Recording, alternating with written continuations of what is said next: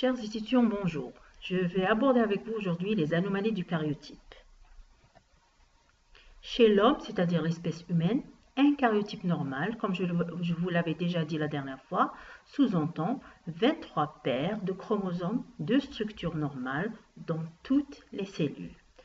Donc, est-ce qu'on va décortiquer tous ces mots? Donc, on peut avoir des anomalies de structure et des anomalies de nombre. Et aussi, l'anomalie peut être soit homogène ou mosaïque, on va l'expliquer plus bas. Donc, les anomalies chromosomiques peuvent être constitutionnelles. Qu'est-ce que ça veut dire constitutionnelle? C'est-à-dire que la personne va naître avec. C'est une anomalie qu'on dirait congénitale, qui est arrivée in utero. Cette anomalie constitutionnelle peut être soit homogène, c'est-à-dire qu'elle va être retrouvée dans toutes les cellules de la personne atteinte, qu'elle soit par exemple au niveau du tissu nerveux, au niveau du foie, etc. Ou bien en mosaïque. Qu'est-ce que ça veut dire? C'est-à-dire qu'on va retrouver cette anomalie dans une partie des cellules seulement, et l'autre partie, elle sera soit normale, le plus souvent, ou bien on pourra avoir une autre anomalie chromosomique. L'anomalie chromosomique peut être aussi acquise, c'est-à-dire qu'elle va survenir au cours de la vie. En général, c'est dans les processus cancéreux, c'est-à-dire que la personne, l'individu avait un karyotype normal à un certain moment. Je pense que vous l'avez vu dans le cours de génétique du cancer, il y a des phénomènes qui vont amener à qu'il y ait des anomalies au niveau des chromosomes. Donc, ceci va concerner en général un seul organe, par exemple comme dans la leucémie myéloïde chronique, ça va être au niveau, l'anomalie chromosomique va être retrouvée seulement au niveau du sang par exemple. On ne va pas commencer les anomalies avant d'expliquer ce qu'est une chimère. C'est quoi une chimère? Une chimère est différente de la mosaïque. Donc la mosaïque, c'est une population, un individu qui a une population de cellules où il y a un chromosome, par exemple un karyotype normal, et une population, on avait dit, où il y avait l'anomalie. Mais ça reste le même patrimoine génétique. Dans la chimère, c'est deux populations cellulaires totalement différentes chez le même individu. Pour bien comprendre tout ça, c'est le phénomène contraire de la gémellité. C'est quoi la gémellité? Les vrais jumeaux, c'est-à-dire deux personnes, les vrais jumeaux, sont deux individus qui résulte de la fécondation d'un seul œuf qui, à un moment donné, au début de la division cellulaire, va nous donner deux embryons. La chimère, c'est le contraire, c'est deux œufs fécondés, c'est-à-dire chaque œuf fécondé a son patrimoine génétique propre, c'est comme si c'était deux frères différents qui vont à un certain moment fusionner pour nous donner un seul individu. C'est ça la chimère. C'est-à-dire qu'en final, c'est une personne, c'est un individu qui aura deux populations cellulaires complètement différentes. Cette chimère existe, cette chimère existe même chez l'être humain. Donc, mais elle reste assez rare et passe souvent inaperçue parce que la population cellulaire, la deuxième population cellulaire est en général, il y a une population qui est plus prépondérante que l'autre. Donc, il n'y a pas d'expression phénotypique.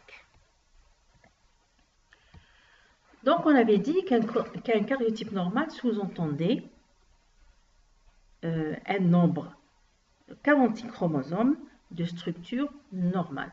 Donc, on va aborder d'abord les anomalies de nombre, puis les anomalies de structure. Pour les anomalies de nombre aussi, on peut les subdiviser en deux. Il y a ce qu'on appelle les polyploïdies ou bien euploïdies. C'est un nombre multiple de n supérieur à 2. N étant le chiffre 23, c'est-à-dire 23 chromosomes. Donc, on sait très bien que le nombre normal est 2n chromosomes, c'est-à-dire 2 fois 23. Mais il arrive que ce n soit égal à 3 ou même plus rarement à 4. Donc, si le n est égal à 3, c'est-à-dire on aura 3 fois 23 chromosomes, ça sera la triploïdie. On aura au total 69 chromosomes. C'est le plus souvent, cette anomalie est le plus souvent létale. On a par contre décrit certains bébés qui sont nés à terme, mais bon, qui ont vécu quelques heures seulement, et c'est-à-dire c'est incompatible avec la vie. et encore plus rarement, bien sûr, les tétraploïdies. Donc, c'est en général des produits de l'avortement. À côté de ces polyploïdies qui sont un nombre multiple de n supérieur à 2, il y a ce qu'on appelle les aneuploïdies. C'est quoi une aneuploïdie? C'est un nombre qui est anormal, bien sûr,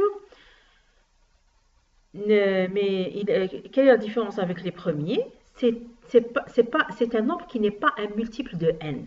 Hein, d'accord? C'est pas 3 fois n, 4 fois n, etc. Le plus souvent, ce qu'on retrouve en clinique, c'est soit un chromosome en plus, on va parler de trisomie, ou bien un chromosome en moins. Le plus souvent, c'est surtout un fragment de chromosome qui sera en moins, on va parler de monosomie. Cette anomalie va concerner soit les autosomes, soit les gonosomes. C'est quoi un autosome? C'est tous les chromosomes qui ne sont pas sexuels, c'est-à-dire chromosomes 1, 2, 3, etc., sauf le chromosome X et Y. Et les gonosomes, c'est les chromosomes sexuels. Donc, quand on dit gonosome, ça veut dire soit chromosome X, soit chromosome Y. Donc, dans les aneuploïdies, les plus importants du point de vue clinique, c'est ce qu'on va retrouver. D'ailleurs, ça va faire l'objet d'un cours. On va prendre certains syndromes. Donc, on va voir soit un chromosome en plus ou bien en moins. C'est les plus importantes dans les aneuploïdies. C'est vrai que la définition générale, c'est une anomalie non multiple de n, mais le plus souvent, c'est juste un chromosome qui est en plus ou en moins. On va commencer par les polyploïdies. Je vous avais dit que c'était un nombre multiple de n supérieur à 2. Ces anomalies sont la conséquence des anomalies de la fécondation, c'est-à-dire au moment de la fécondation, qu'est-ce qu'il peut y avoir? Vous savez très bien, je pense que vous avez fait le cours de la fécondation lors de la première année en embryologie. Pour l'ovocyte, vous vous rappelez, donc l'ovocyte passe par plusieurs étapes, etc. Avant qu'il ne devienne haploïde, c'est-à-dire qu'il ne contient que 23 chromosomes. Donc, il y a l'expulsion des fameux globules polaires. Dans les anomalies de la fécondation, on peut avoir la non-expulsion du deuxième globule polaire, c'est-à-dire que l'ovocyte, à un certain moment, va rester diploïde. Il y aura 46 chromosomes au lieu de 23. D'accord? Donc, s'il y a fécondation avec un spermatozoïde où il y a 23 chromosomes, on aura 69 chromosomes. Donc, non-expulsion du deuxième globule polaire. La deuxième cause, c'est la fécondation d'un ovule par 2 spermatozoïdes ou plus. Donc, l'ovule, on va avoir 23 chromosomes. 2 spermatozoïdes va avoir 46, donc on va avoir 69, etc. Donc, c'est des anomalies de la fécondation qui vont nous donner ce qu'on appelle les polyploïdies. Cette polyploïdie est retrouvée aussi dans certains types de cancers. Hein, d'accord? Donc, c'est soit il y a eu une duplication des chromosomes sans qu'il y ait la division cellulaire, etc., etc. On ne va pas rentrer dans les détails. Donc, pour l'aneuploïdie, les causes de l'aneuploïdie sont la non-disjonction méiotique lors de la première ou deuxième division. Donc, vous vous rappelez un peu, vous avez fait la mitose et la méiose. Donc, la mitose, quand on a une cellule qui va subir une mitose, une cellule de 46 chromosomes qui va donner 2 cellules à 46 chromosomes, hein, c'est une division assez simple, la mitose. Par contre, la méiose, c'est une division qui va concerner que les gamètes, dont l'objectif principal est que le gamète mûr soit porteur seulement de 23 chromosomes, et ce, pour donner 46 chromosomes lors de la fécondation. Cette méiose va passer par 2 étapes. Hein. Je ne vais pas reprendre la méiose. Dans ces étapes, donc, il y a des chromosomes avant qu'il y ait la division. On a ce qu'on appelle le crossing over, c'est-à-dire les chromosomes homologues vont se mettre côte à côte et vont s'échanger des fragments chromosomiques. C'est d'ailleurs à ce moment-là qu'il peut y avoir les problèmes de l'aneuploïdie et des anomalies de structure qu'on va voir tout à l'heure.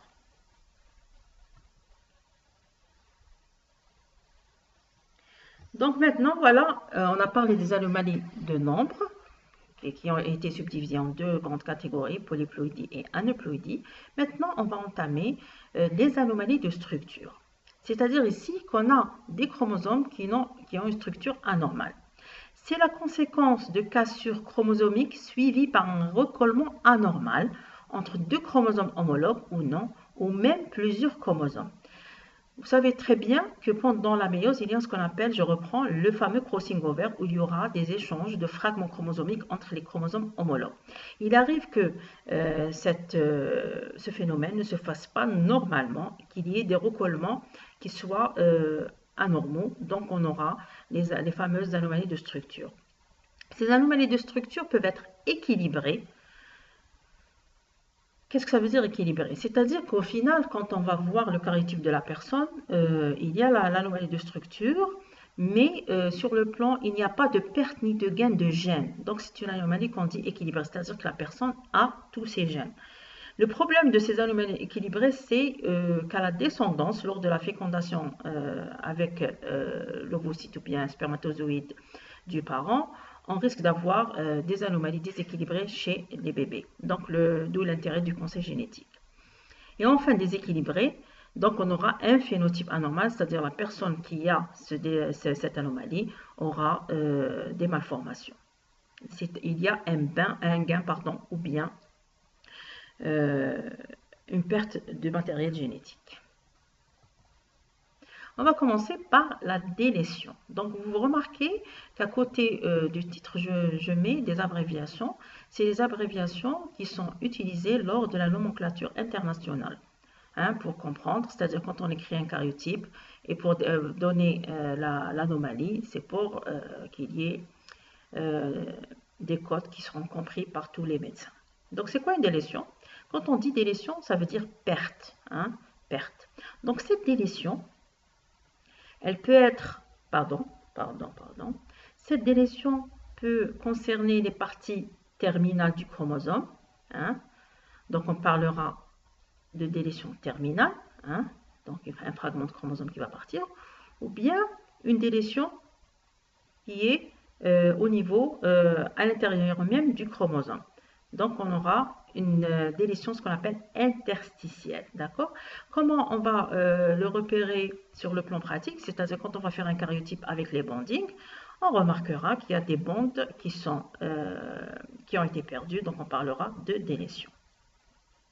Donc, deux types de délétion, la délétion terminale et la délétion interstitielle. Là, c'est une anomalie, bien sûr, déséquilibrée parce qu'il y a perte de matériel génétique. Le chromosome en anneau. Le chromosome en anneau, avec l'abréviation R, R pour ring, c'est la bague en anglais. Donc, c'est une délétion des parties terminales qui concernent les télomères seulement, en général. Les télomères, c'est les parties, bien sûr, terminales du chromosome. Parmi les fonctions du télomère, c'est empêcher la fusion des bras chromosomiques entre eux. Donc, s'il y a la perte des télomères de part et d'autre du chromosome, il y aura la fusion des deux parties, hein, et on aura le chromosome en anneau. Ce chromosome en anneau, effectivement, on aura soit le chromosome qui contient le centromère, donc on va l'avoir en général, on peut le retrouver sans qu'il y ait des perditions lors des divisions, ou bien il y a carrément un chromosome en anneau où il n'y a pas le centromère. Donc là, c'est un chromosome qui va rester dans l'une des cellules, il va se perdre. La duplication. La duplication, c'est le contraire pratiquement de la délétion. C'est un fragment chromosomique qui va être en double. C'est un fragment chromosomique qui va être en double sur le même chromosome. Donc, bien sûr, il y a un gain de matériel génétique. On aura souvent un phénotype anormal. Donc, c'est une anomalie déséquilibrée. L'insertion, c'est quoi l'insertion? Quelle est la différence entre la duplication et l'insertion? L'insertion, c'est un fragment chromosomique, par exemple du chromosome 4, qui va s'insérer, hein, se faire une place dans un autre chromosome, c'est-à-dire un chromosome non homologue, par exemple ici sur le schéma, c'est le chromosome 20. Donc, un fragment du chromosome qui va s'insérer dans un autre. Hein. Donc, ici, il y a la mise c'est-à-dire il y a deux chromosomes qui vont rentrer en jeu. Hein. C'est une anomalie équilibrée parce qu'on va voir que la personne ne va pas avoir ni gain ni perte de matériel génétique. On aura souvent des problèmes dans la descendance.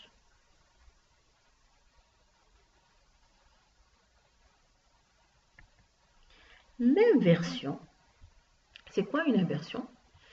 Il y a double cassure chromosomique avec une rotation de 180 degrés. Hein? Donc, c'est-à-dire les gènes ne sont pas à leur place habituelle. Cette inversion aussi, on peut avoir deux types d'inversions. Il y a l'inversion paracentrique qui va se faire au niveau du même bras, paracentrique. Il y a les inversions péricentriques, c'est-à-dire qui va inclure le centromère. Donc, vous allez me dire quel est le problème. Dans les inversions, des fois, il y a des gènes qui vont se retrouver à côté des activateurs, des inhibiteurs, etc. Donc, on aura surtout des défauts d'expression de certains gènes. Donc, on aura aussi des problèmes de phénotype anormal ou bien qui vont apparaître dans la descendance. Ici, c'est vrai que c'est une anomalie équilibrée, mais le problème va résider dans l'expression génique.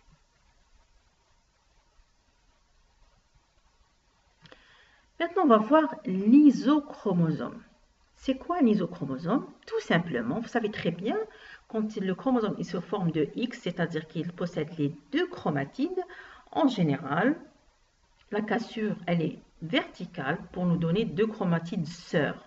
Il arrive des fois qu'il y ait un problème au niveau du centromère, il y aura une cassure horizontale, ce qui va nous donner un chromosome avec deux bras courts et un chromosome avec deux bras longs. Donc c'est ça un isochromosome, c'est-à-dire un chromosome où il y a les deux bras du même type. Ça aussi c'est une anomalie déséquilibrée parce que des fois quand il y a dans un ovocyte ou un spermatozoïde, il y aura un spermatozoïde qui aura les deux bras longs d'un chromosome et l'autre spermatozoïde qui aura deux bras courts.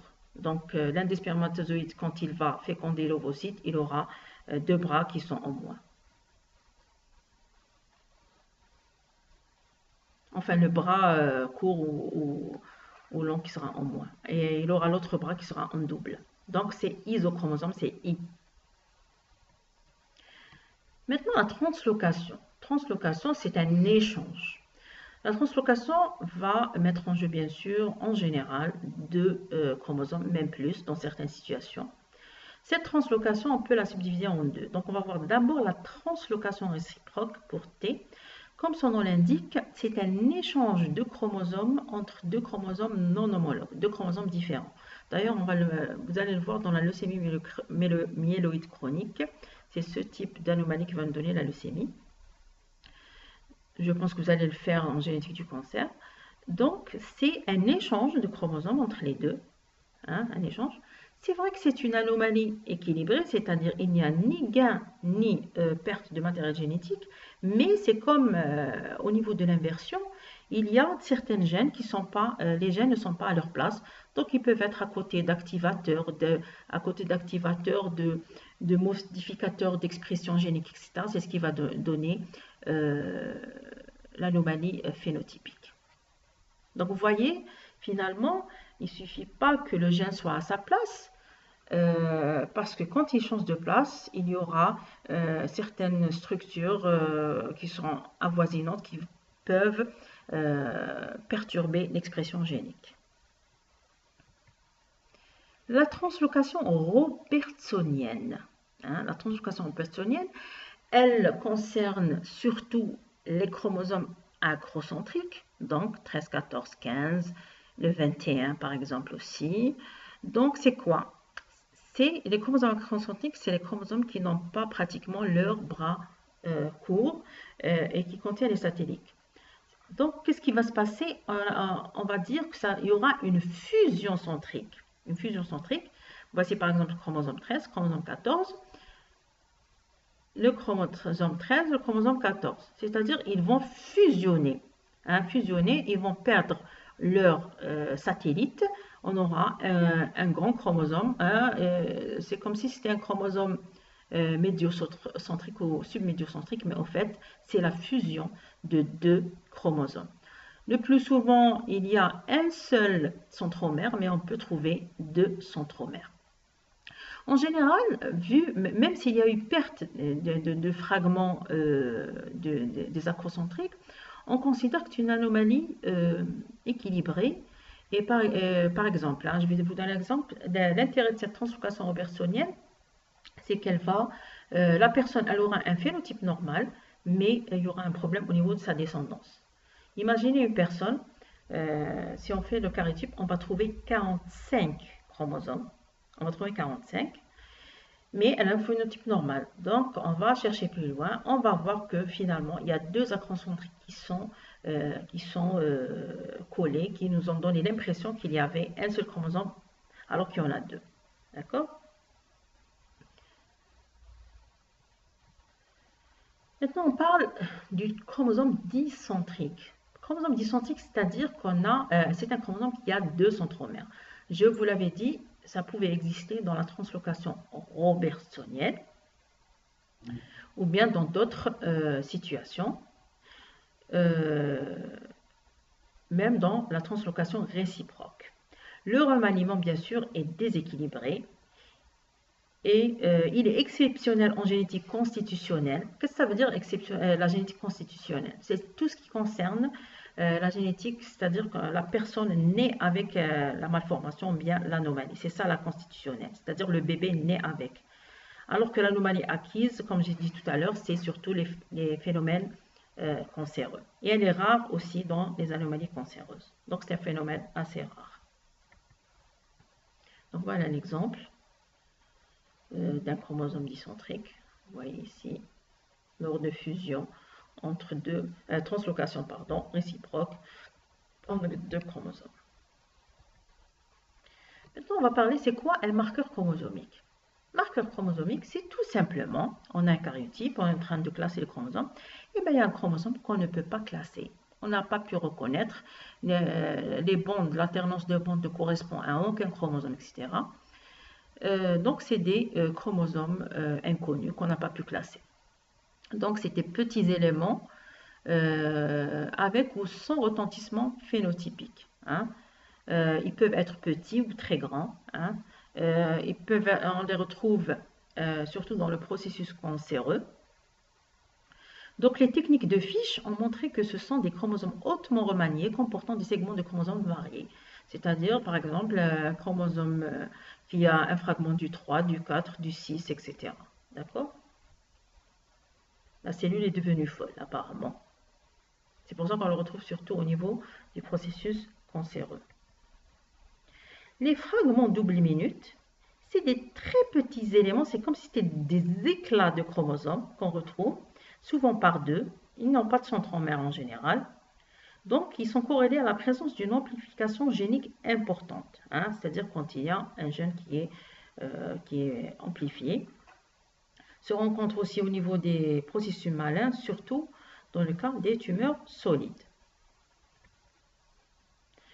C'est-à-dire, nous avons vu à peu près, c'était juste un petit aperçu des remaniements chromosomiques. Je vous ai donné les plus simples. Donc, il y a des remaniements qui peuvent concerner un seul chromosome, des remaniements qui peuvent mettre en jeu deux chromosomes. Et il y a les remaniements complexes qui vont mettre en jeu 2 à 3 chromosomes ou plus. Ces remaniements complexes, on les retrouve surtout dans les processus cancéreux, bien sûr. Donc voilà, donc je vous ai donné le plus simple. Et il faut savoir qu'il y a des fois, le karyotype n'est pas si simple à interpréter. On va finir ce cours par un exercice pour vous entraîner un peu à interpréter un karyotype. Par exemple, le premier, 45, ces karyotypes, on va les revoir. Quelques karyotypes, on va les revoir le cours prochain quand on va faire quelques maladies chromosomiques.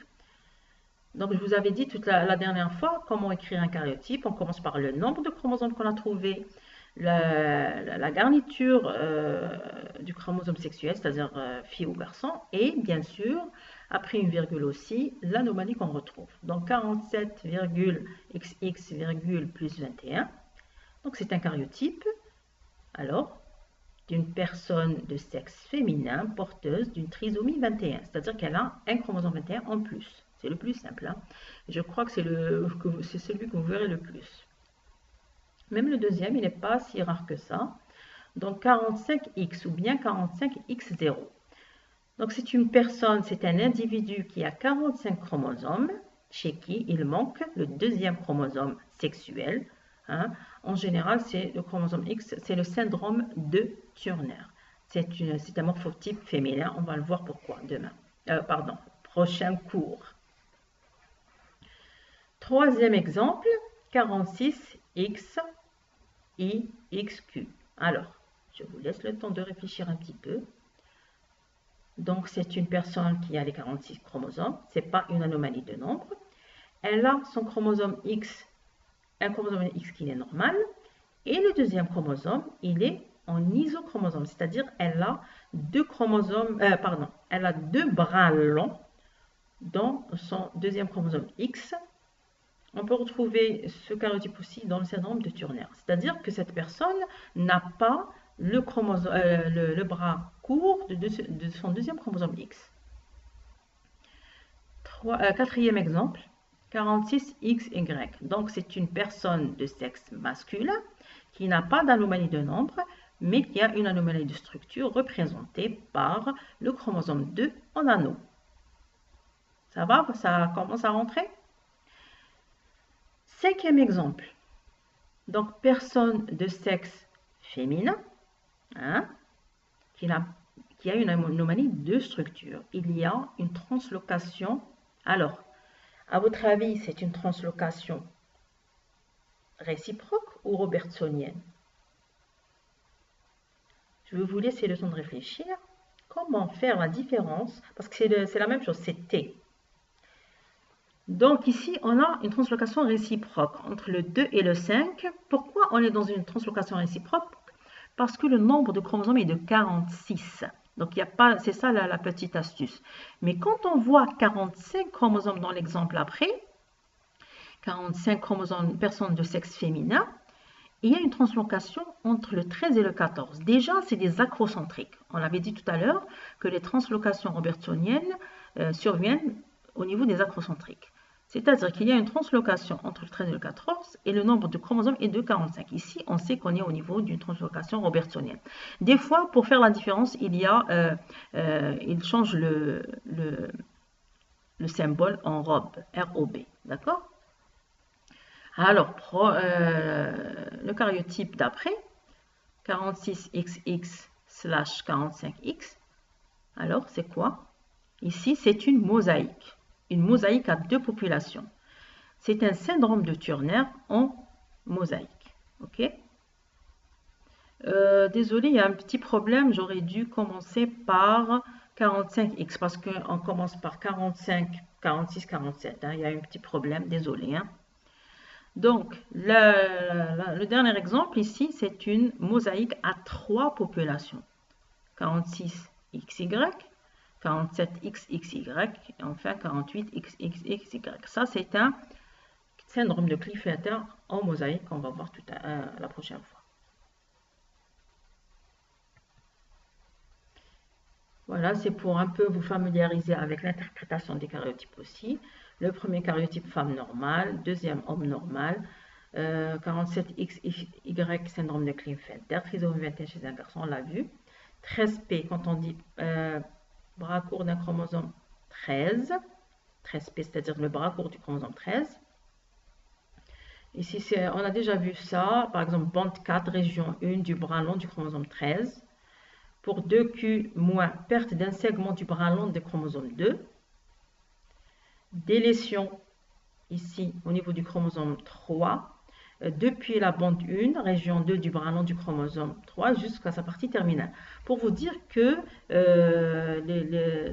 pour lire un karyotype, il faut vraiment être entraîné parce qu'on peut l'écrire de façon simple et de façon plus compliquée. Par exemple, ici, pour la délétion, on aurait pu mettre 3 del entre parenthèses Q seulement. C'est-à-dire qu'il y a eu une délétion au niveau du bras long. Mais ici, pour donner plus de détails, on peut mettre toute cette formule. D'accord? Ici, le chromosome 13 en anneau. Et enfin, le chromosome, isochromosome pour le bras long du chromosome X. Je vous ai montré ici aussi pour vous dire que l'écriture du karyotype, elle peut être assez compliquée à comprendre pour vous, mais on vous donne des exemples pour que vous compreniez. Donc, si on y va tout doucement, vous allez comprendre. Donc, inversion péricentrique. Pourquoi on dit péricentrique? Parce qu'ici, il y a bras court et bras long. Donc, on sait qu'il y a eu une inversion péricentrique. S'il n'y avait que PP ou bien QQ, on sait que c'est au niveau paracentrique. Donc, inversion péricentrique sur le chromosome 4, je pense que vous avez compris. Entre les deux points de cassure dans la région 1, bande 1 du bras court et la région 2, bande 1 du bras long. Hein, d'accord? Donc, c'est un peu compliqué pour vous, mais pour vous donner une idée, si vous vous concentrez, vous allez vraiment très bien comprendre. Ici, duplication d'un segment du chromosome 1, c'est-à-dire ici, on n'a pas donné les détails. Vous voyez, donc des fois, on peut écrire simple et on peut écrire compliqué. Hein? OK? Ici, c'est un chromosome Y dicentrique, c'est-à-dire qu'il possède 2 centromères. Et enfin, ici, translocation réciproque entre les chromosomes 2 et 5, avec cassure dans la région 2, bande 1 du bras long du 2, et dans la région 3, bande 1 du bras long du 5. Désolée. Donc voilà, je vous ai donné quelques exercices pour que vous compreniez un peu ces anomalies. J'espère que c'était assez clair. Voilà. Si vous avez des questions, bien sûr, vous pouvez me contacter sur mon email histologie2018.2019@gmail.com. Je vous remercie et je vous revois pour le prochain cours qui sera les maladies chromosomiques.